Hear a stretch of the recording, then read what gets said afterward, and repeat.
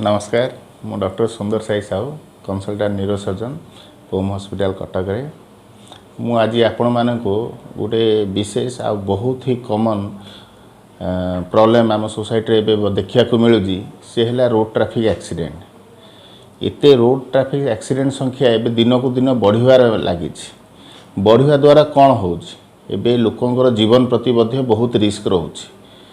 द्वितीय कथा कौन हो जदि रिस्क तो रोचे ता सहित बहुत लोक विकलांग हो जाए ता द्वारा प्रॉब्लम कौन हो गोटे लोकर जदि मुंड माड़े असुविधा है सी धर कोमा को पलैला एबे ता सहित ता घर लोक उपरे बहुत एफेक्ट पड़ुची ता घर लोक भर्चुआली कह गले से भी कोमार पड़ो से आम चेष्टा करवा जमीती बढ़ुवा सोसाइटर प्रॉब्लम को आम कमेवाई।